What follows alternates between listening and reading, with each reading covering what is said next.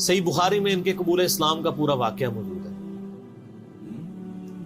ان تک جب دعوت پہنچی کہ اس طرح ایک پیغمبر آئے ہیں مکے کی سرزمین میں جنہوں نے دعوی نبوت کیا، تو یہ انہوں نے پہلے اپنے بھائی کو بھیجا کہ خیر خبر لے کے آؤ، تو انہوں نے بتایا ہاں اس طرح ایک شخص ہے. پھر یہ خود رخت سفر باندھ کے نبی صلی اللہ علیہ وآلہ وسلم کی خدمت میں حاضر ہوئے مکہ شریف میں.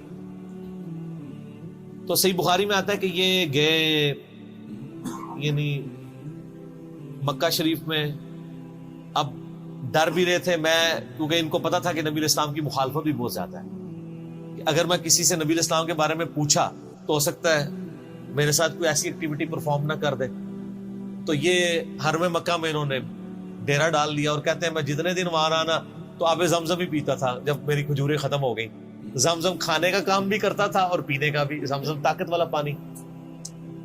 تو کہتے ہیں سب سے پہلے میری جس شخص سے ملاقات ہوئی وہ سیدنا علی ابن ابی طالب تھے رضی اللہ تعالیٰ عنہ علیہ السلام.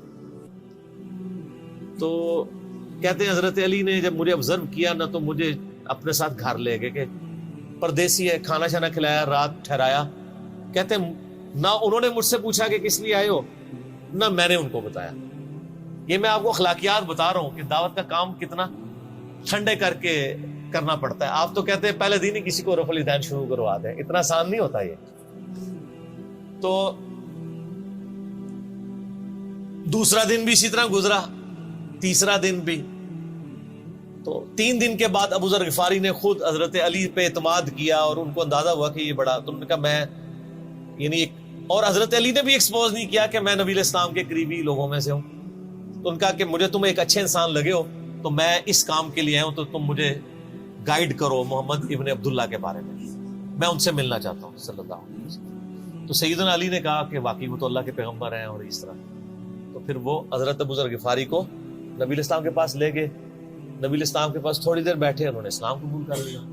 اور سر اسلام کیا قبول کیا، اتنا اعلیٰ درجے کا ایمان. نبی علیہ السلام فرمایا تم اپنے قبیلے میں واپس چلے جاؤ، جب مکے میں ہمارا غلبہ ہوگا یا کوئی اللہ تعالیٰ راہ نکالے گا، ابھی تو جو بھی اسلام قبول کرتا ہے اس کی پھینٹی لگتی ہے، تو میں کوئی نہ کوئی تمہیں مطلب بتا دوں گا، ابھی تم اپنا ایمان پوشیدہ رکھو، اپنے علاقے میں چلے جاؤ. ان کا یا رسول اللہ ایسے نہیں ہو سکتا. وہ جناب آگے مکے خانہ کعبے کے اندر آگے انہوں نے کہا میں گواہی دیتا ہوں کہ اللہ ایک ہے اور محمد صلی اللہ علیہ وسلم اس کے رسول ہے.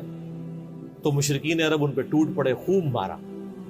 حتیٰ کہ عباس بن عبد المطلب جو اس وقت تک مسلمان نہیں ہوئے تھے، نبی علیہ السلام کے چچا تھے، لیکن چونکہ بنو ہاشم سے تھے، اور بنو ہاشم آپ کو پتہ ہے متولی تھے کعبہ شریف کے، انہوں نے اپنے آپ کو ابو ذر غفاری کے اوپر گرا لیا کہ تاکہ ان کو کوئی مارے نہ. انہوں نے کہا تمہیں پتہ نہیں ہے قبیلہ یعنی غفاری قبیلے سے تعلق رکھتا ہے تو اس کے قبیلے کے لوگ آ کے یہاں پہ لڑائی کریں گے ہم سے.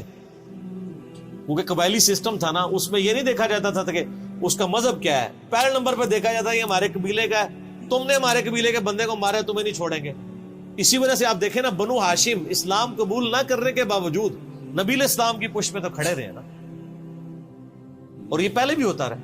قرآن حکیم میں آتا ہے نا کہ شعیب علیہ السلام کی قوم کیا کہتی ہے، اے شعیب اگر تیرا قبیلہ تیرے ساتھ نہ ہوتا کب سے تیرا کام کر چکے ہوتے. اس لیے انبیاء ڈومیننٹ قبائل میں آتے ہیں جو شریف النفسی والے ہوتے ہیں، جن میں ایک سسٹم ہوتا ہے پورا. تو اور پھر جو ہے نا وہ اگلے دن پھر ابو ذر غفاری نے اس طرح کلمہ پڑھا، پھر ان کی پٹائی ہوئی، پھر حضرت عباس نے ان کو بچایا، اور پھر وہاں سے یعنی وہ چلے گئے. یہ پوری حدیث صحیح بخاری میں ہے، اور بلکہ بخاری میں پورا ایک چیپٹر ہے ابو ذر غفاری کے اسلام لانے کا واقعہ. امام بخاری نے ابو ذر غفاری کا پروٹوکول یہ رکھا ہے کہ اسلام کا پورا چیپٹر بنایا ہے ابو ذر غفاری کے اسلام لانے کا واقعہ.